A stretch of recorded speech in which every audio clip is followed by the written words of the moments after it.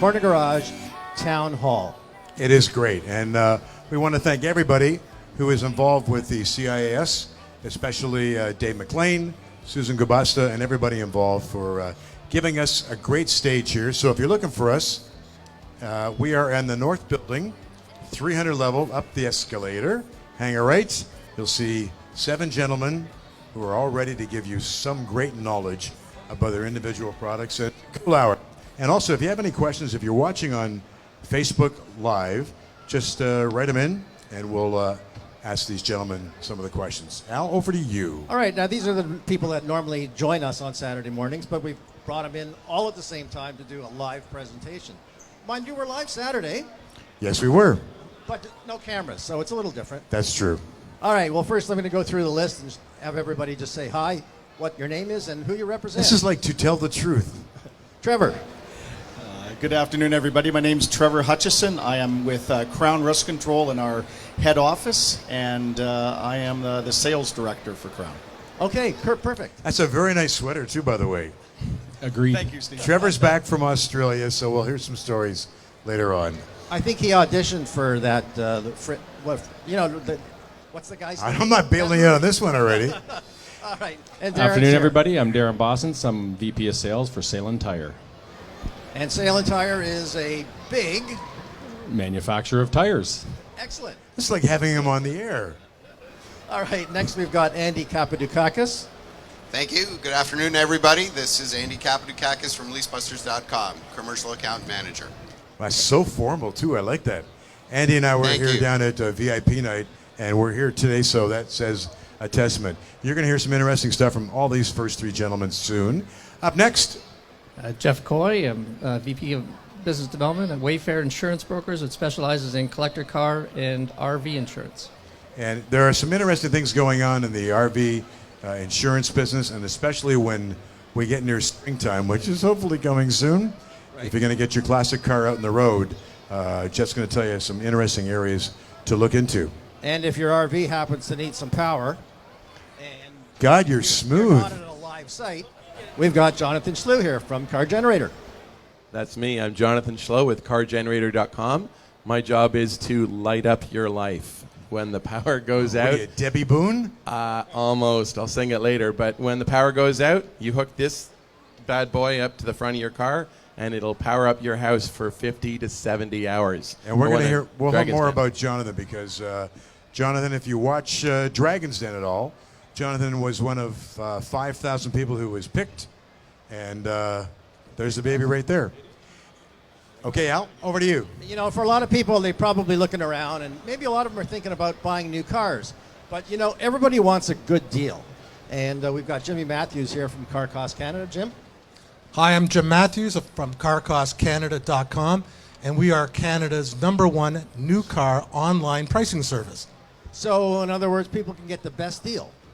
As always, All right. especially while we're here. What a great venue for it. It is too, eh? I wonder why they let you in. Did they not say, here's the guy coming who's going to cheat us out of a whole lot of money? Not at all. In No. fact, they say, here's the guy that's coming down with all kinds of customers and members that want to buy new cars. Exactly. Always 2 ways to look at things. And, of course, we've got the people from OMVIC They have here. to switch cameras and microphones. We're on a budget here. We've got May I Scott- do this? We've got Scott Long here from OMVIC. This could be Scott Long from OMVIC. Potentially. Yes. Yes, my name is Scott Long, and I'm. Hey, you must be Scott Long from OMVIC. I suppose I am. Should I get my badge out? Okay. But yes, my name is Scott Long, and I'm from OMVIC, Ontario's vehicle sales regulator. I'm the senior education officer responsible for educating consumers on their car buying rights in the province of Ontario. So you're not really the enforcement kind of guy. No, not not your department. I work with them, though.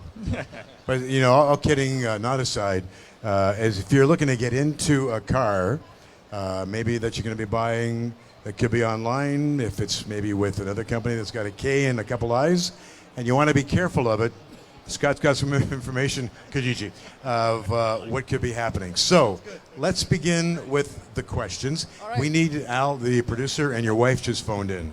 She said you need to be closer. Well, your stomach, forget that. That's beyond that, buddy. You need to be close to the microphone so everybody can hear you. Close to yours or close to mine? I'm not going there. So the first question. All right, we're going to go back to Trevor Hutcheson from Krown.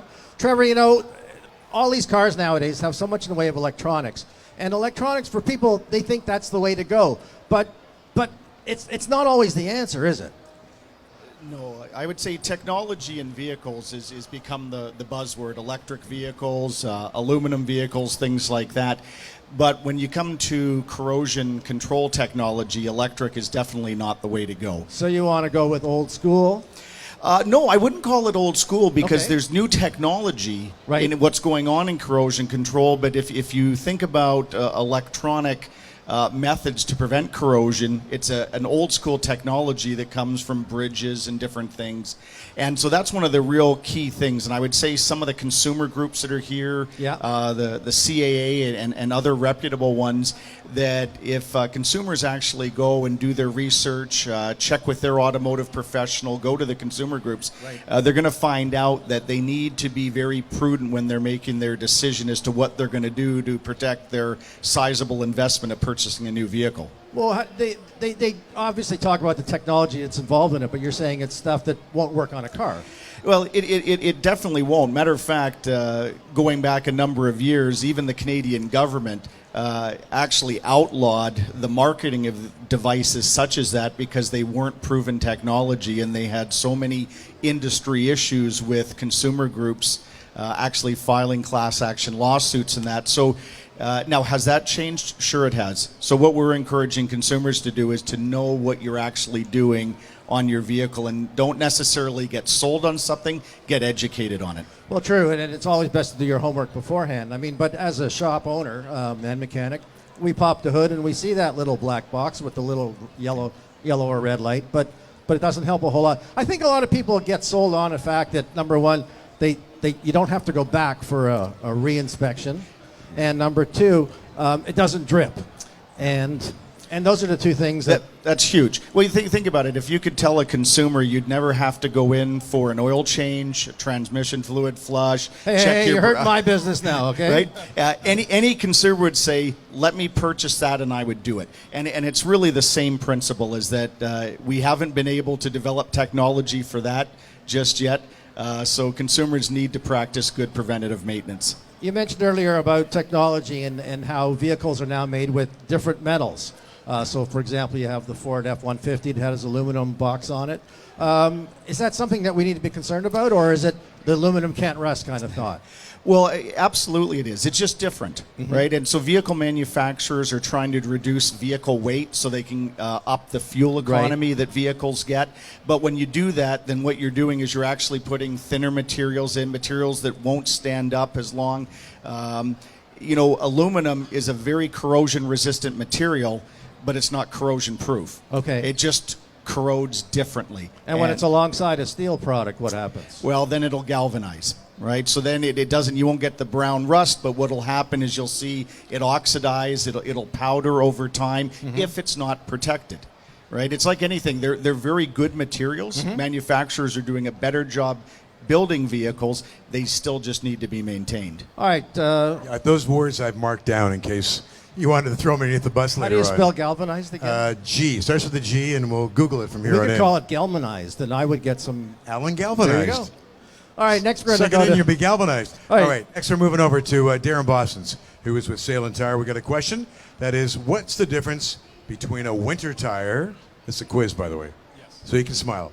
What's the difference between a winter tire, a summer tire, and all seasons? Oh, you threw summer in there for me.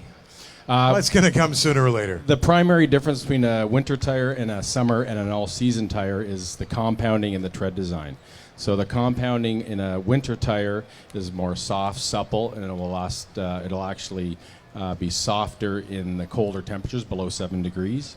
As well as the tread design, you end up having siping in the block, and the sipes are the little cut lines in the blocks of the tread that give you cutting edges and will clear away the water and slush faster from underneath the tire. So there's a lot of talk that you see on whether it's Google or Facebook or useless thing called Twitter about, I live in the city and I really don't think I need winter tires. Will all seasons be safe enough for me? People talk about this quite regularly. See, we're dialed in. We know that. I know. Yes. As we know, it's not always the the snow and the slush, it's the temperature. So once you have an all-season tire get below, or once the temperature gets below 7 degrees, an all-season tire starts to harden, and then you have problems with stopping, starting. So to give an example, a car traveling at 60 kilometers an hour on all seasons below 7 degrees can take up to 60 feet longer to stop.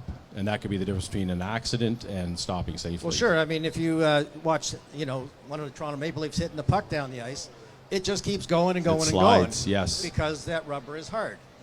Correct. And even in a winter like this, for example, where we didn't get all that much snow, it still got cold out. Absolutely, and it's more temperature related than snow. And The tires of old, the winter tires, the luggy types, Yeah. that was more, the old days. The new days, it's all basically an all-season tire with siping in it. And everybody here has to pay insurance, and of course the government is trying to get it lowered. That's not happening so fast. No, it's gone the wrong way. But for the cost of your deductible, in a lot of cases, you can put 4 tires on. Absolutely, and you'll once you drive on winter tires, you'll probably never go back to not having them. It's a whole control feeling. It's much better for sure. And a really cool thing about Sailun that we'll get to later on is their warranty, which is unsurpassed in the marketplace, and we'll get to that a little bit later on. Camera 42, over to you. You better get this name right, because Dave always blows it. I know. All right, get your mic. Debbie's writing in. We've your shortened it to microphone. Andy K, but it's actually Andy Kapadoukakis. Andy, welcome. Thank you very much. And Andy, of course, is from LeasBusters. And tell us a little bit, what is LeasBusters all about? LeasBusters is a used car lease marketplace that you can take a lease over at any time. We're a Canadian company, Canadian owned. We've been in business for 28 years. 28 years, really? Correct. Actually, probably a little bit more. So was that before the internet? That was quite before the internet, So actually. how did people find out about it? With the internet. Oh, there's actually there's That's actually exactly how they a found really it. cool story that we can get into later on if you want to jump in right now about how it all started with. There was an ad in the paper, right? That's exactly how it started, actually. There was a couple of gentlemen that started the company. One of them is right here with us today, actually, as well. And it was back in the late 80s when, of course, the market for leases had... Well, sure, because leasing started pretty much in the 70s, I think. Eh? Absolutely. Yes, that is correct.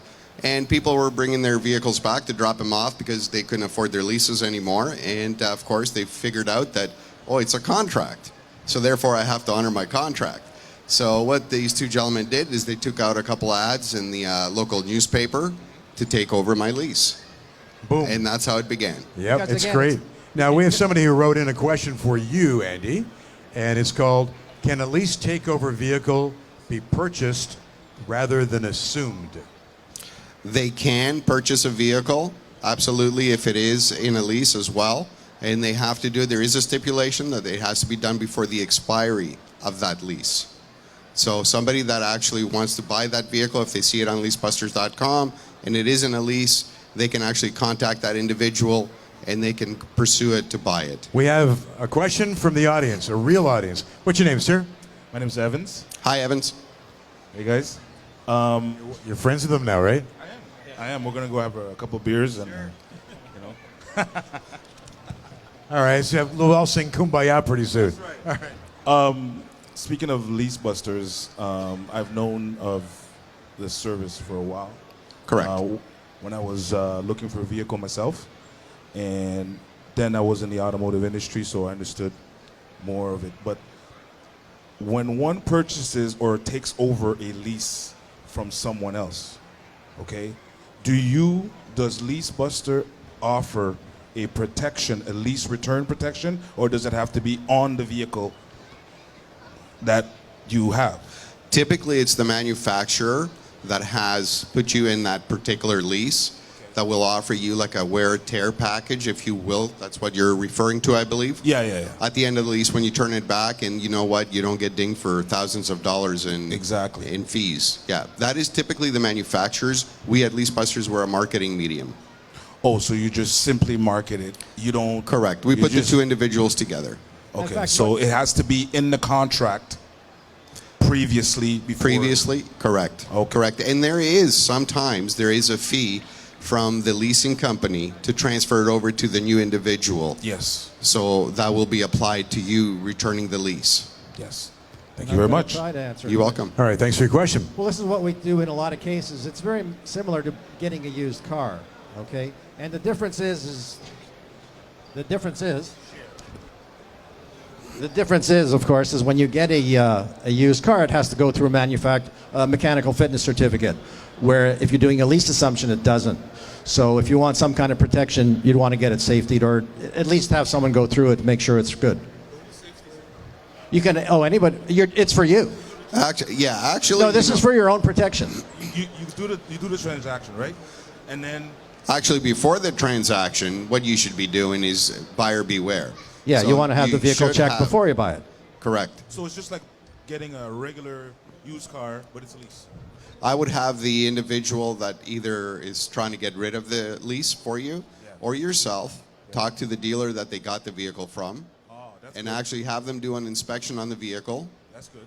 And also, depending on the amount of months that you have left on the lease, the shorter term leases, you can also opt to get the individual companies that come out to you and assess the vehicle for wear and tear.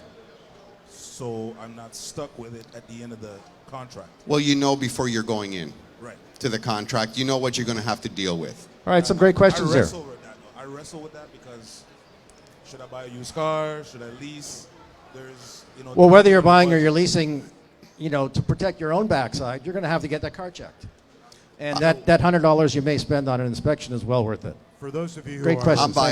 I'm biased. So I'd have to say lease. What's we wouldn't know that. What's your 1-800 number? 1-888-357-2678. Okay. All right, for people who've been perhaps on the 700 level, there's a great display over there. You've got the Cobble Beach Classics. You've got Oblivion, which is 80s and 90s car. Well, Geoff is from Wayfarer Insurance, and it's a specialty car insurance company, and you have a product that's specifically for those kinds of vehicles, right? Yes, we do. We have specific insurance based for classic cars. It's the premiums are based on the usage being limited, Right? and that the cars aren't used year round. So that's all prorated into your premiums. Now, and premiums. 90s, for a lot of us, doesn't seem like a long time ago. Would that still be considered a classic car? Yes, actually, that's what we categorize a modern classic, Uh-huh. and it's becoming more popular than ever with a lot of the new demographics, younger demographics in the collector. Uh-huh. The guys that are in the 30s, early 40s, that was their car. They grew up. You're with. looking beyond me now No. by saying that number, aren't you? Thank you. It's true, though. When we were at the classic car auction last year, you've seen a lot of guys there, 30 to 40 years of age, are first time looking at a classic car. Yeah, and to them, the classic car is an 80s and 90 car. What kind of car would that traditionally be, though? A lot of the Japanese cars, the Toyota MR2s, the Hondas 2000s. Most popular would be the Japanese cars. Okay. All right, otherwise, because we were talking classic cars, we would be thinking 30s, 40s, and 50s, for example. True. You specifically. You were used. Okay. We'll come back to Geoff with more questions about Wayfarer. Next is going to be Jonathan Schloo from CarGenerator. And Jonathan was one of a very special breed. He was chosen out of 5,000 other interesting gentlemen and ladies, and won 5,000? on Dragon's Den.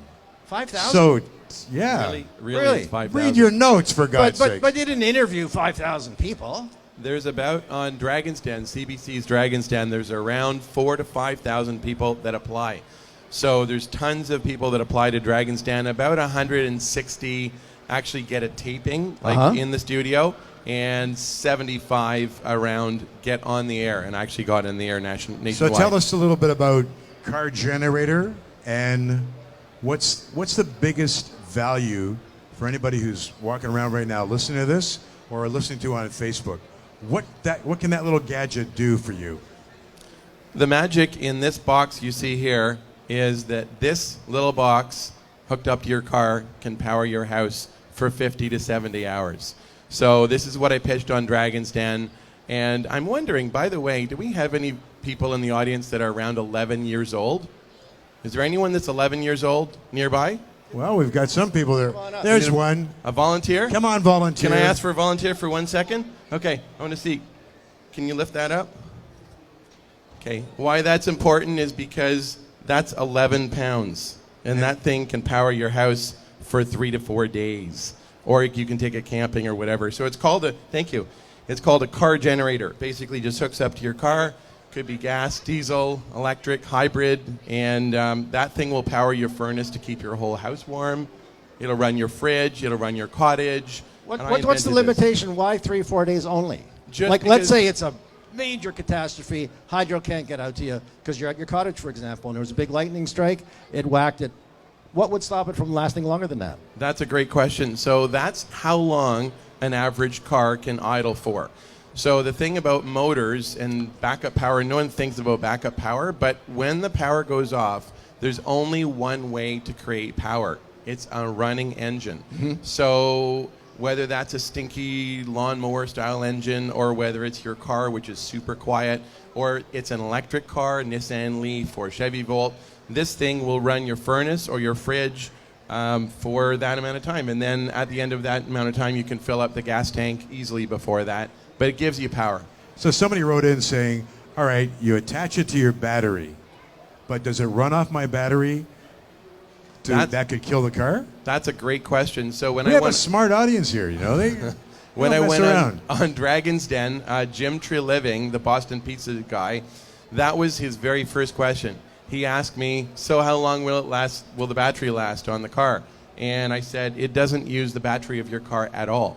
It only uses the engine, the power of the engine and the alternator. So our thinking is, the whole design is that if you're not driving your car, you're not using the headlight, the windshield wipers, everything else, you basically hook it up, you hook this thing up, and you get power. You can run your furnace or your fridge or freezer or watch TV or run your sump pump to keep your basement dry. And that's a big thing. Like, you know, hydro obviously, but especially if your water table to your house is low, Yeah. you need that sump pump running. Hurricane You can- Dorian came into New Brunswick, and just a couple of months ago in September, people pulled this out. They had bought it from Dragon's Den the year before, and they hooked it up, and they kept their basement dry, and then they took it to their neighbors and helped keep their basement Did you see dry. the key there was it was a year that thing sat. Now, if you had the traditional generator style and you didn't look at it for a whole year, there's a good chance you'd be just start because Did you hurt your back there? people or don't what? service them. I've never seen you do exercise. Well, they have to take care of them. Okay. And we're going to come back later on in the hour because Jonathan has a special auto show special for you because everybody's special. And next, we've got the guy with the best deal in town. If you want a car, we're going to save you money. Unbelievable. Jim And he's- Matthews. This How is are why you, we Jim? keep him All in good. the How are studio. you? Good. So you get the inside poop, so to speak, to find out how I can get my cheapest price on a car. Yeah, so CarCost Canada has all new car pricing of almost every vehicle sold, certainly every vehicle available in this particular auditorium and in the other building. The price being what the dealer pays. We have the MSRP, so that's the manufacturer's suggested retail price. We have the dealer cost, so that's what the dealer pays the manufacturer. We also have all the hidden rebates and cash incentives that the manufacturer offers, both the dealer and the consumer. So there's a big difference between a factory rebate and a factory to consumer rebate. So the ones you see on that are advertised online or whatever, those are the factory to consumer. But there's also factory to dealer, which are confidential. So We have- traditionally, in the old days, where the sales guy would say, "I can't do it," and here's what it cost me. You're saying that wasn't the whole truth and nothing but. That's correct. So now, years ago, it was. But before the new car industry turned into an incentive-based industry. And that's what it is. So, in other words, most OEMs sell cars based on the deal that's available this particular month. So they took away margins away from the dealers. So the margins used to be quite a bit higher. They Right. took away those margins and turned those margins into incentives. And the incentives are designed to move fast-moving vehicles that have slowed down, as well as to clear out past model years. So those typically are factory-to-dealer incentives. So we provide that information as well, which is very confidential, as well as all the interest rates for both leasing and financing. And that allows people to make a complete decision about pricing and price research at one stop, as opposed to going to 3 different OEM websites. Jim, somebody wrote in asking, on your website, carcostcanada.com, do you list when the best time of the month would be to buy a car? or could be the best time to buy a car? We don't really necessarily promote that. Like some would argue, and even some of our dealerships would argue, that buying at the end of the month is the most important time to buy, or the best or most advantageous time to buy a vehicle, because dealerships are trying to reach their quota of monthly sales, because they're also under an incentive program with the manufacturers as well. So is there some truth in that? Yeah, I would say that there is. However, you've got to remember that a month is 30 to 31 days old. So what happens is they need to get those incentives and those numbers at the beginning of the month, the middle of the month, or the end of the month. Now, you align yourself with specific dealers, correct? So once somebody has the information, you're going to suggest or tell them, here's the guys you can go and see, so that they're not surprised when you get there. Because I'm sure if you walked in cold off the street and said, listen, I know exactly what it's cost you, and this is what I'm giving you. But, you know. Okay, so that's basically two questions. And by the way, very good questions. So the first is, we do have a Canadian network of what we call recommended dealers. So we have dealers that literally want to get assigned our members. Because if somebody's going to join CarCost Canada, they're in the market for a new car. So naturally, as a dealership, I want to sell that particular member a new car. If we don't have a recommended dealer in a particular area, or that the member doesn't want to deal with that particular dealer, they don't have to. Right. So typically what happens is a member would go to a particular dealership, they would flash their CarCost Canada invoice price report, and all of a sudden the complete mood of the conversation changes to, oh, you have all that information. Let's sit down. Because, to back up the sales rep doesn't have to worry about getting silly offers. Because really, the reason why dealerships embrace our service is because they have to tender or table or listen to price offers on new cars that are thousands below cost. Right, and you can cut to the chase quicker and Exactly. Instead Now of all of a doing the sudden dance. it becomes a conversation of the vehicle, the demonstration drive, the features, not a conversation about price. All right, we'll get back to more of that later on in the hour. We're going to move over to Scott Long, who is with OMVIC. And we were talking about pricing, and that's one thing that OMVIC really stays on top of, right? That is correct, and I believe you're referring to, Alan, is all-in price advertising. So here at OMVIC, we enforce and administer the Motor Vehicle Dealers Act, which is a set of rules and laws and regulations that dealers must comply with in order to have a license to sell cars in Ontario. And one of the most important ones is all-in price advertising, meaning if a dealer is going to advertise a vehicle with a price, that price must include every single fee they intend to collect from the consumer. The idea behind it is the consumer can look at the price and say, yep, that's what I'm paying. There are two exceptions, though. One is HST, because almost everything in Ontario is subject to HST, and the cost of licensing, the actual cost of licensing, which is to get your MTO ownership and plates on the car. Now, often you tell people, everybody has a smartphone and has a camera, take a picture of the ad, if you can't bring the ad itself in, and take that with them to the dealership, right? Absolutely, and I don't mind sharing with you. We did mystery shopping recently. Our latest one was in the Ottawa area, and we found that 60% of the dealers shopped, new franchise dealers, were actually violating the all-in price advertising. Now, what if, for example, the car being advertised, there was only 2 of them around, and when you get to the dealership and you want that car can't be bought? How do they work that out? Well, of course, sometimes when a dealer advertises a specific vehicle, it can be sold, and it can still be online. It could have sold that very same morning. In that case, the consumer is welcome to look at their other inventory. As long as they're still advertising the prices of the vehicles, they're all in. So I guess you could turn around and say, okay, let's build this car that you've advertised, Right. and now I'm going to add a couple more options, and that pricing should line up. Well, that's a bit different because the dealer didn't advertise that particular model with those particular options at that price. So if we walked into a dealership today, there is no advertised price if we want to build a car from scratch because the dealer doesn't have that in their inventory and they're not advertising it to the mass of the public. Now, every manufacturer has to abide by this?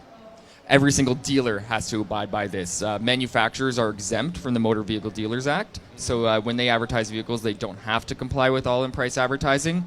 We recommend consumers go to the dealer's website, the dealer section of the newspaper. As you mentioned, take a picture of the ad, and that price should be all in. How would the consumer know who's who's putting the advertising forward? It's a great question. There's actually two very simple methods. First off, dealers are required by law to have their registered name in their advertisement, and it's a pretty good marketing tactic to tell your customers where to go. And secondly, I always recommend consumers look at the website link. So if it's just, let's say, Ford.ca, that's likely a manufacturer's ad, or if it's Scottsford.ca, that's more likely a dealer. Okay, we'll get No back conflict to you. of interest there? Pardon me, sorry? No conflict of interest there. No, oh gosh, all right. Well, Toyota, any of those things. I saw that electric Mustang. I'm thinking I want to get one. You can't hook me up. Maybe we'll talk after when we're not on there. You really Alan. want that. I was listening. All right, back over to, thanks, Scott, by the way. Thank you. Back over to Trevor from Krown. Another question was written in. I'll do it slowly for myself, mainly. Why is it necessary to have an annual corrosion prevention application on your vehicle? That's a very good question. The simple fact is that if you're going to maintain a vehicle, whether it's a new vehicle that you've purchased or you've assumed a lease or you've purchased a used vehicle, you need to protect it. And if you're going to keep the vehicle over 24 months, we would absolutely recommend that you do that, because if you don't, the amount of damage that we've seen over the last 8 years increase from some of the de-icing agents that they're putting on the roads, you will run into some body trouble with it for sure. And is it still too early to get what's the ideal time to get your vehicle rust-proofed? So there is an ideal time. It's probably the Alan told me that. second or third largest question we get. The ideal time's in the spring of the year, which is completely contrary to what the general public actually does. I would say our business is 60% September to December for retail business. The other sides of our business are completely flipped, probably 90% in the spring and summer. Okay, I don't work for those guys, but I would think if I'm buying a new car now, I'd want to get it sprayed as soon as possible, wouldn't I? You absolutely would. You absolutely Because it's would. going to start rusting from day one. Yeah. If it doesn't have rust on it already. Right. But there are times of the year, and Darrin referred to it with tires with regards to temperature. Yeah. Temperature has a big impact on this. When we are, say, some of our traditional winter temperatures, when it's 10, 15 below, metal, much like our skin, has pores. When it's cold, the metal's pores are tight, they're closed up. Corrosion actually is much less likely to occur. When it warms up in the spring, metal pores open, moisture starts, corrosion starts, and you start to see a significant increased rate of corrosion in the spring of the year. I wouldn't necessarily need a respray right away, though, would I, if I had my car done, let's say, in January? No. It's the same thing. You wouldn't go and get an oil change unless there was maybe a significant interval when you've had it 2,000 kilometers ago. Right. No, you wouldn't need to do any type of corrosion protection more frequently than it's needed. Cool. All right.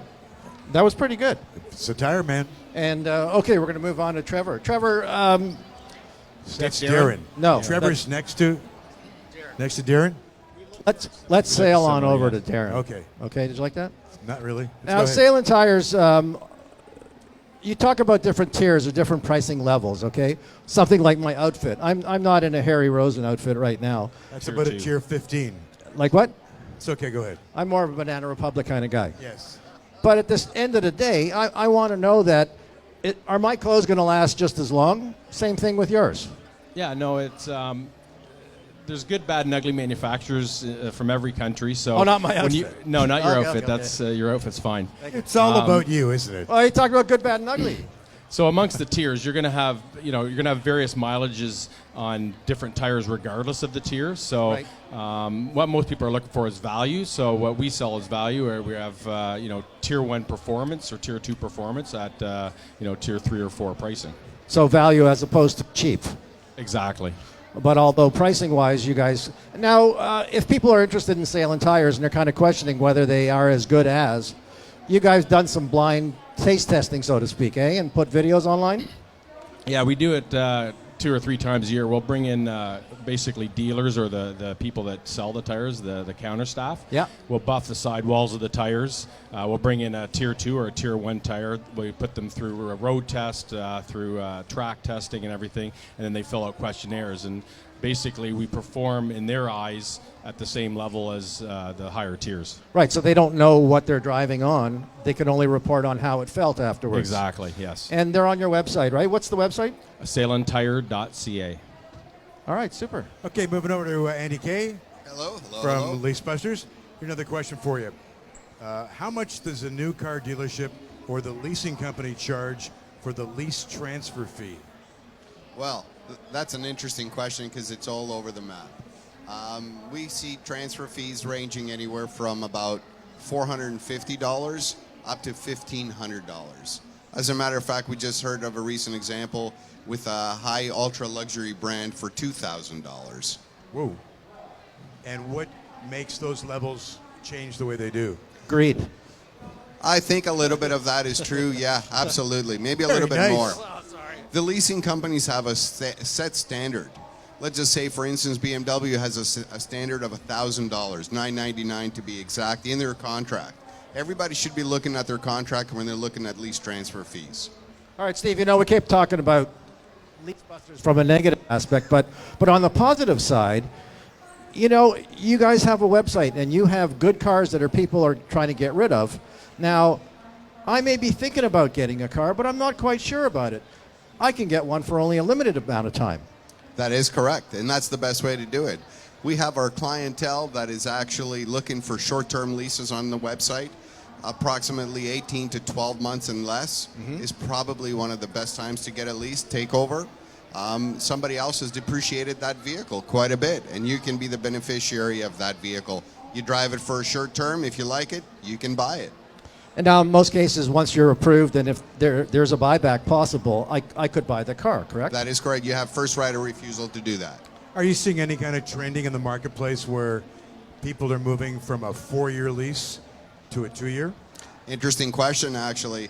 Most of our GM product coming in on LeasBusters now, because we do utilize new car dealerships, they seem to be offering 24-month leases right now. Same with, of course, FCA, which is the Rams, Jeeps, Why do you think that Chryslers. trending is taking place? It's faster turnaround time, and it gets that vehicle back into the used car fold for the manufacturer. So it provides a 2-tier benefit. And at any given time, how many cars do you figure you have on leasebusters.com? Across the country, probably 6,000 to 7,000 vehicles. That's nice. Wow, Good and selection. then and You it's could a go short shopping. and it's a short period of time. Yep. And if I do love it, I can keep it afterwards. But you know, as we're talking negative, if it turns out it wasn't the car for me, I'm not married to it for 4 or 5 years. That is correct. That is correct. And maybe your lifestyle changes as well, right? Your Right. family grows, or you move out of the country for employment. So there's many different aspects. Cool. Thanks, Eddie. Now, we're moving slowly into spring. Spring, everybody starts bringing out their old favorite cars. Yes. A classic car. So, Geoff, somebody's written in about what are the advantages of purchasing a collector car insurance policy versus a regular auto policy? Well, number one, usually it's number one with everyone else too, is the You'd hold your mic a bit closer. is the premiums. The Go back premiums. to number one. Number one is the premiums. The premiums are much lower than your regular car insurance, 40% lower on average. And there's also specific collector car coverages that we offer, things like guaranteed value, where there's no question. We agree when we set up the insurance what the value of your car is, and that's what you get in a covered total loss. We also have a special coverage called Cherish Salvage, which you can buy upfront, and it's very reasonable. It's about $30, $40 a year.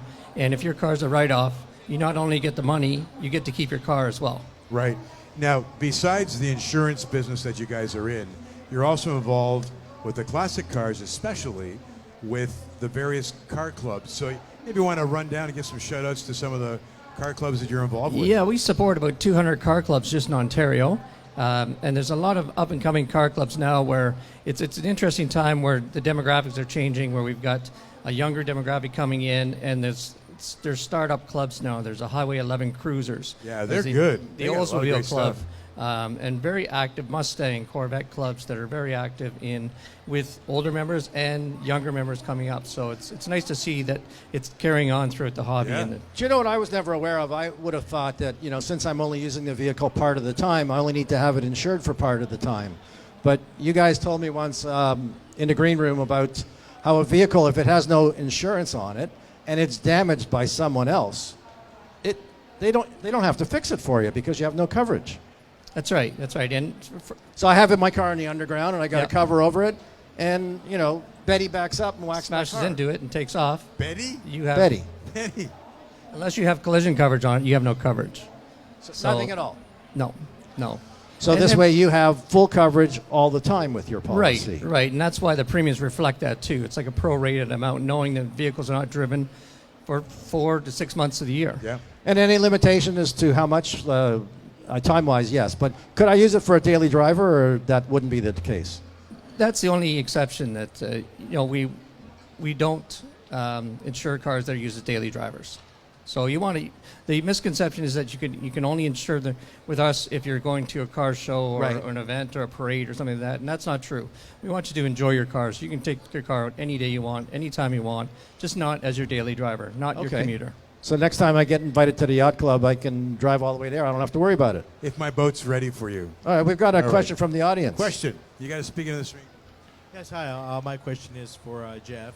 Are there any mileage restrictions for any of your policies? No mileage restriction. Again, just not a daily use vehicle. Okay, perfect. Thanks.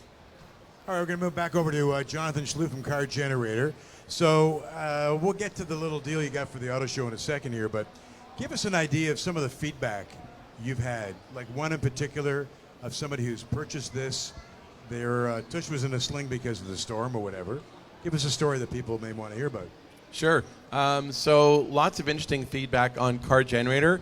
One of the main things that people love is that they buy this CarGenerator because even if they have a regular generator, they're not sure if it'll start. And this one is so simple. If your car will start, you've got backup power. So the things people have used this for, they've used it to keep their whole house warm. There's a guy, Bruno, in Quebec. They had an ice storm around October, Halloween.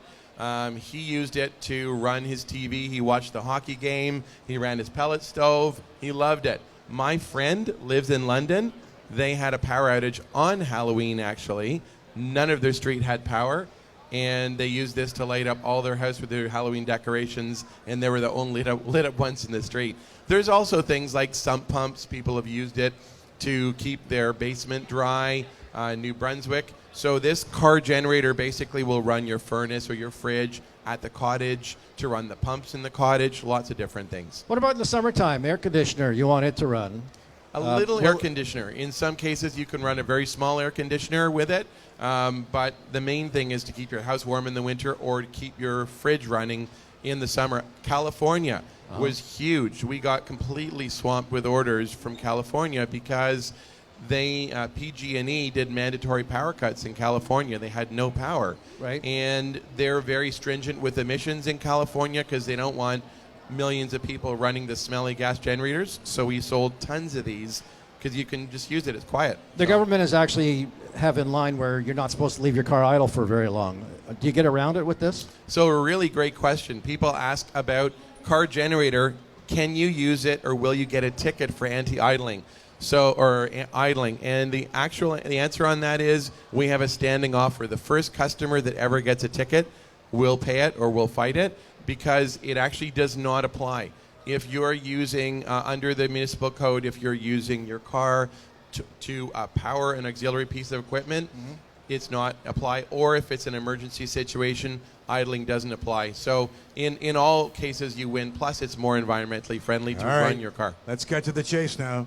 People are asking, so what's your auto show special? We got a great auto show special. It is $100 off and $180 in bonus items. If you order today, go to our website, www.cargenerator.com, or 800-750-4660 is our phone number. And if you order it, you get $100 off and $180 in bonus items, which is a furnace plug. So if you don't have a plug on your furnace, we'll give you one. A power meter, a 3-year extended warranty, and free shipping.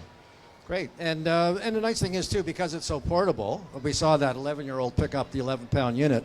Did you see the other old guy pick it up too? 11 Yeah, pounds. I did. I was used to quite be impressed. 11. I was 11. Long time ago. I was The nice thing is if you're going up to the cottage for the weekend, you can take it with you. Just throw it in the one more trunk. question. It's not very big. What is the maximum power or amperage output of your device? Great question. So this model is our 1,000-watt model, so you get 1,000 watts out of this. So when I was on Dragon's Den, Vincenzo Guzzo, the new guy from Montreal, he says 1,000 watts. I'm gonna get one for every house I own. So it's simple. It's not going to power your hot tub, walk-in wine cellar, and all these things, but it will run your furnace really well, your fridge, your TV, all these kinds of things. So it's 1,000 watts is this model. You ever have people? Yeah, so people ask about that. So inside, you can kind of see in the bottom, there's booster cables you attach. They're heat-proof booster cables. So this thing was on Dragon's Den. Basically, I went on Dragon's Den, got a deal for $100,000. Want to take it apart? Sure. Oh, sure. Why not? I'll be Vanna. When you want to use it, you go like this. Go like this. These are the booster cables. They come out like that.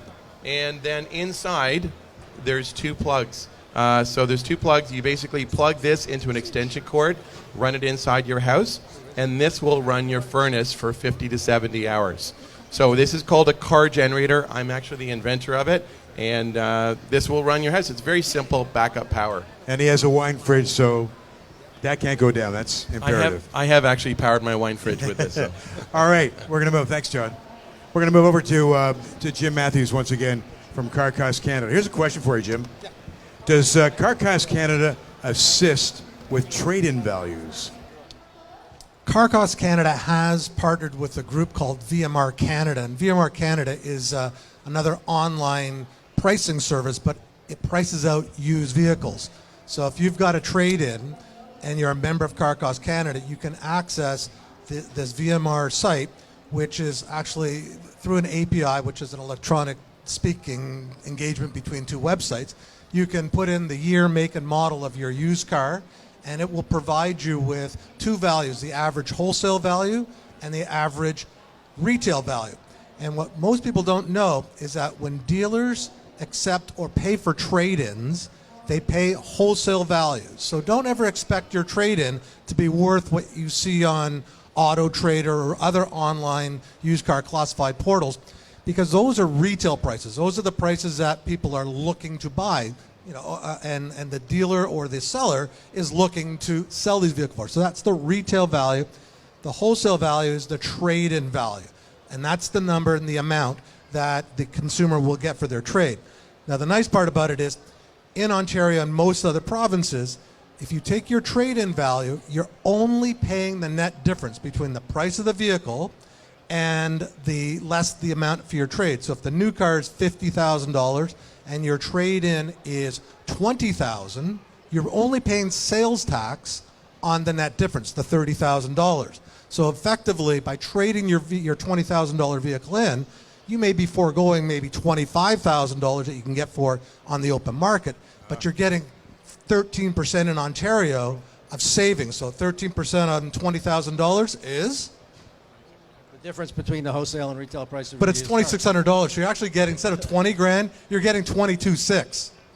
So now all of a sudden you don't have to safety the car, you don't have to clean the car, you don't have to certify the car. Well, right, and people don't realize, I mean, as much as a people will bring a convenience, car and say, you can just sign it. No, we have to inspect it, and it has to meet minimum requirement.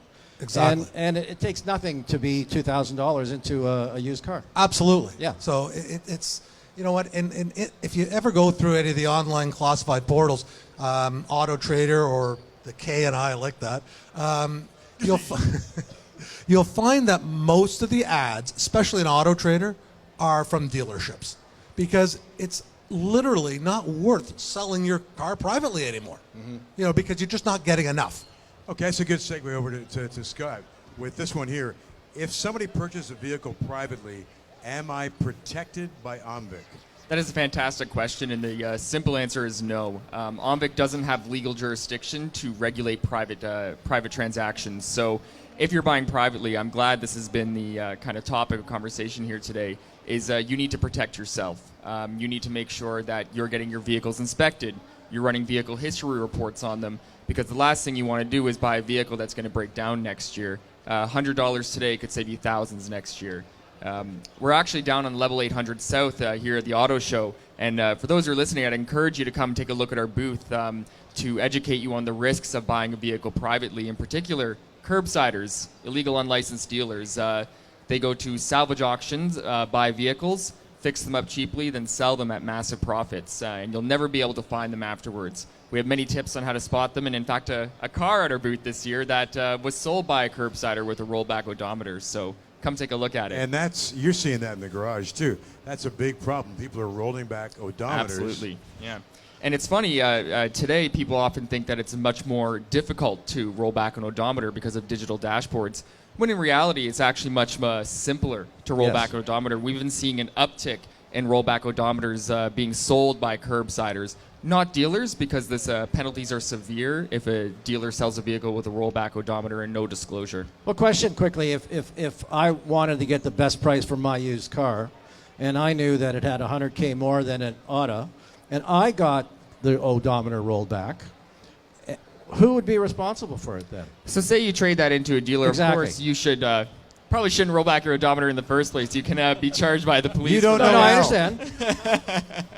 This is hypothetical. Hypothetically. Because you don't know how to do that, do you, Al? Let's say someone were to, yeah. It's okay. You can be honest with us. I also had a burning sensation, but we've taken care of that. Thank you. It's called Zantac. Yeah. So what would happen there is the dealer acquired that and sold it to a consumer not knowing it had a rollback odometer. It still does fall on the dealer. They are operating in a regulated industry. So that consumer, if they find out that that car had a rollback odometer within 90 days of delivery, they're entitled to something called contract rescission, meaning the dealer would have to take the car back and refund every last penny under that contract. So if they had a trade-in, refund them for that or provide the vehicle. Warranties that were purchases, refunded. And of course, the total sale price of the car. They can't charge for usage or anything. Of course, and because things have to be disclosed, right? And this is why Absolutely. you're saying it's best to get your vehicle inspected beforehand. Absolutely. Especially nowadays, insurance cost is so high, and people try to stay away from getting involved with their insurance company.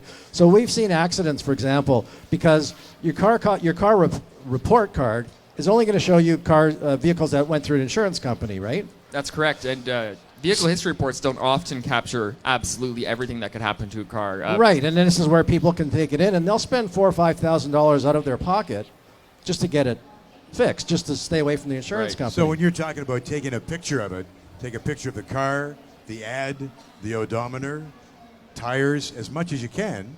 So when you go get that car, you're covered as much as you're protected as best you can be. Of course, especially when buying privately. You have the mechanic look at it. They have tools such as a paint meter, which can measure the depth of paint on a vehicle to see if a panel's been repainted.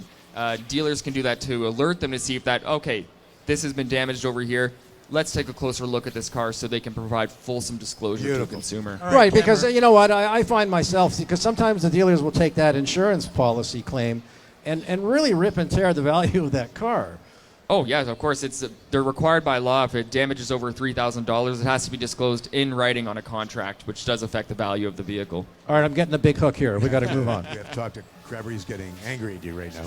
I was captivated listening to Scott. You should keep going. A question, we're talking about You don't leasing want to these talk, days. do you? We're talking Agreed. about leasing these days. If I only plan to keep a car 3 or 4 years, do I still need it to have it sprayed, and what's the advantage for me? Well, there's a couple things to consider in that, Alan. You got to take a look at what you're going to do with the vehicle. Like, are you going to keep the vehicle? Are you going to perhaps give it to a family member? Might somebody decide that they're going to then buy out their lease that they talked about?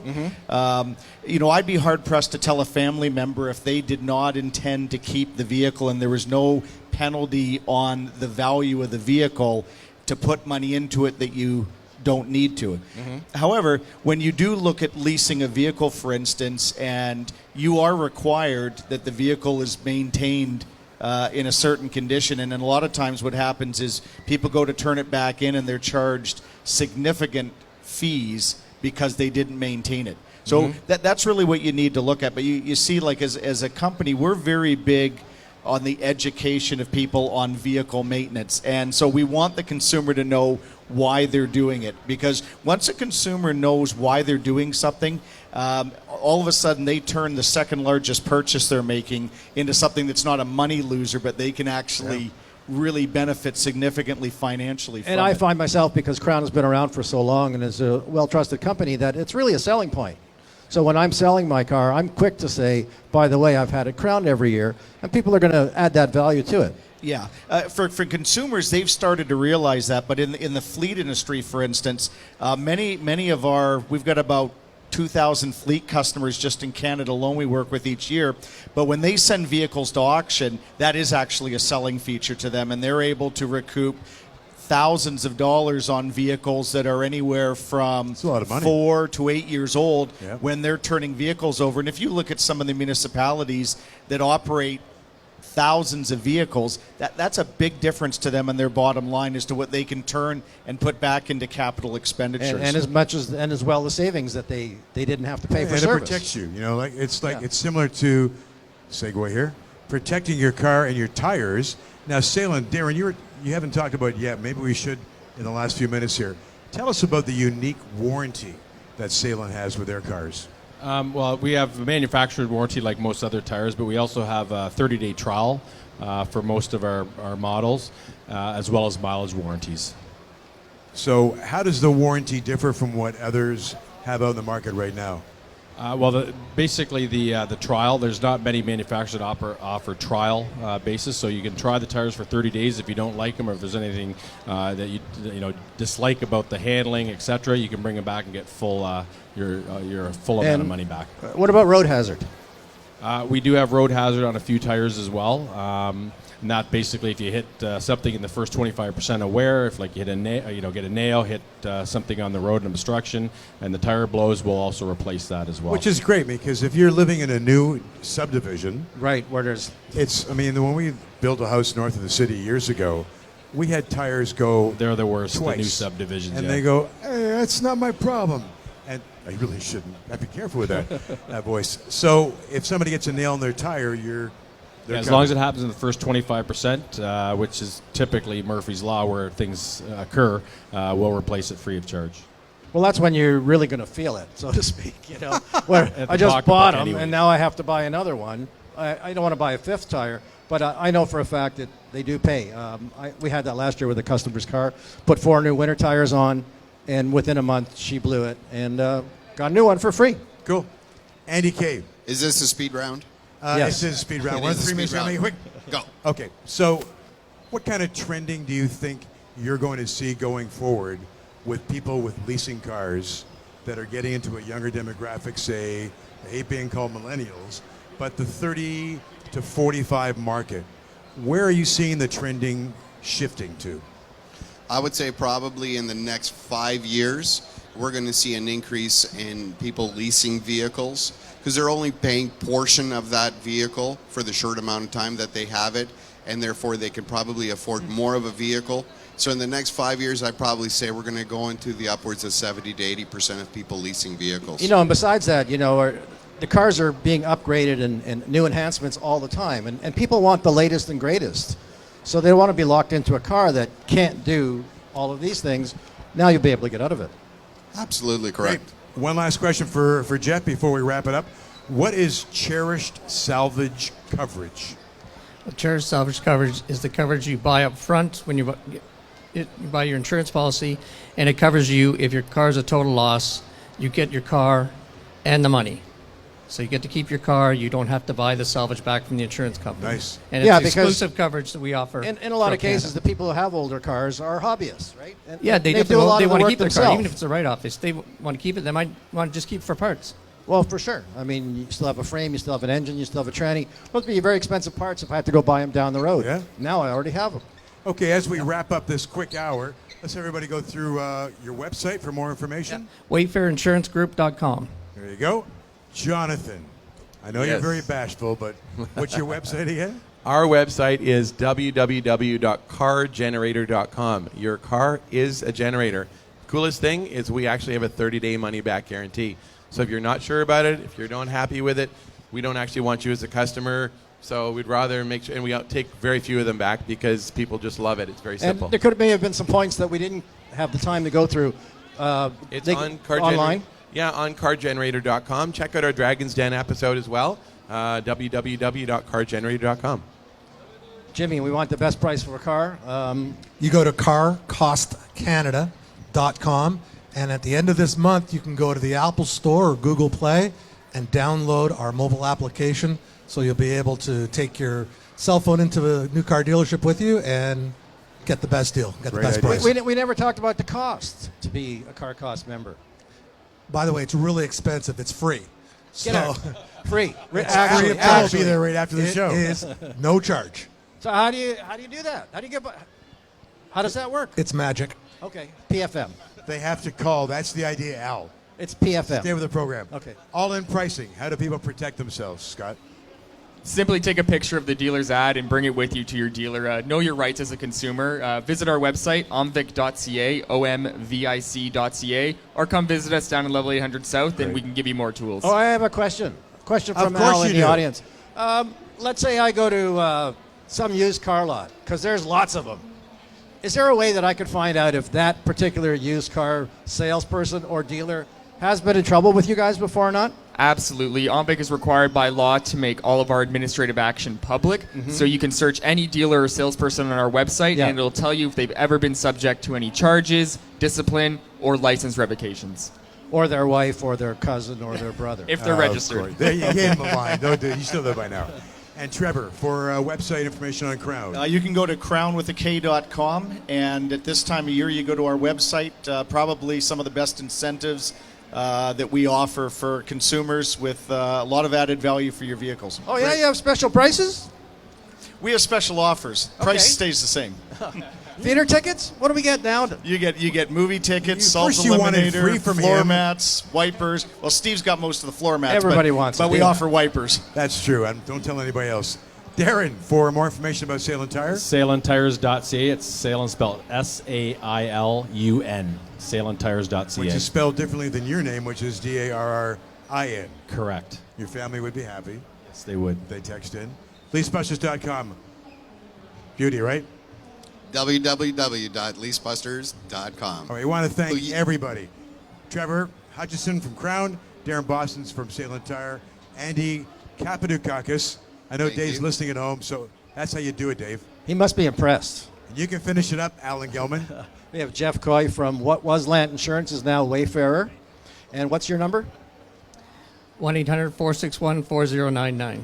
And Jonathan Schloo, of course. If your power goes out, how do they get in touch with you? www.cargenerator.com or 1-800-750-4660. Call today. And for the best price in town on a new car, Jim? CarCostCanada.com. And if you're wondering if This that like guy going for a is... school quiz here. And if that guy is kind of slimy and you're kind of wondering if he's a legit guy or not just what he's telling you, you can check him out at OMVIC.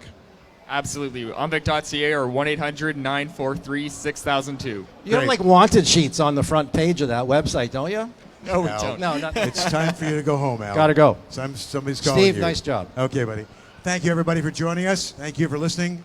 And we'll see you again next year for another Town Hall Exposition here at the Auto Show. Have a great weekend and a great family day. Yeehaw! Thank you. Thank you.